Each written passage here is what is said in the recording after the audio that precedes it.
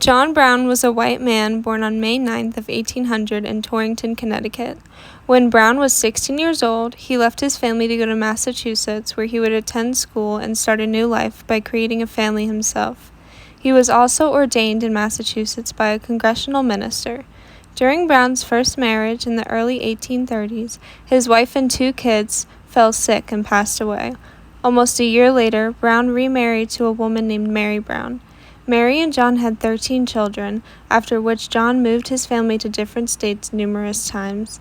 The first place that John settled his family in was a black community in North Elba, New York. Living in this black community showed him to respect equality and not support slavery. He also lived in Ohio, Pennsylvania, and Massachusetts.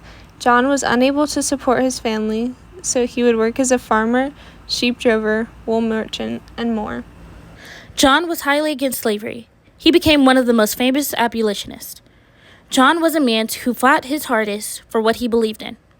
He felt that slavery was a sin in the face of God. He gained his fame from being a leader of an anti-slavery Galatas in Bleeding, Kansas, which was a small civil war fought between pro-slavery and anti-slavery advocates for control over new territory in Kansas. Some other things that John did in his life was that he met Harriet Tubman in 1858, who helped him plan and recruit supporters for his raid on Harper's Ferry in 1859.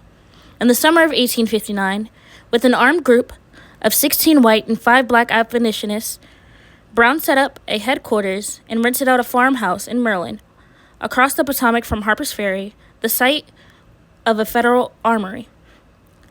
John made his home in Hudson, Ohio, a key spot on the Underground Railroad. John's son, Owen Brown, would lead former slaves to the house to hide. John's anti-slavery views slowly took him away from his family. John was convicted of murder, slave insurrection, and treason against the state, which led him to be executed by hanging in Charlestown, 1859. He died at just 59 years old. When a man named Henry David Thoreau learned that John Brown had been executed, he said, "Of all the men who are said to be my contemporaries, it seemed to me that John Brown is the only one who has not died."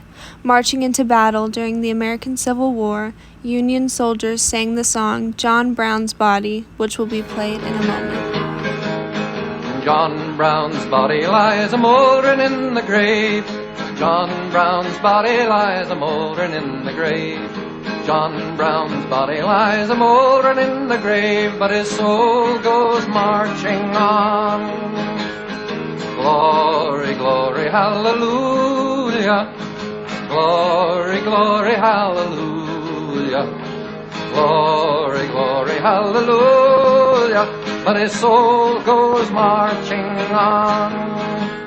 The stars above in heaven are looking kindly down. The stars above in heaven are looking kindly down. The stars above in heaven are looking kindly down on the grave of old John Brown. Glory, glory, hallelujah. Glory, glory, hallelujah. Glory, glory, hallelujah. His soul goes marching on. He captured Harper's Ferry with his 19 men so true. He frightened old Virginia till she trembled through and through. They hanged him for a traitor, they themselves the traitor crew. His soul goes marching on. Glory, glory, hallelujah. Glory, glory, hallelujah. Glory, glory, hallelujah. His soul goes marching on.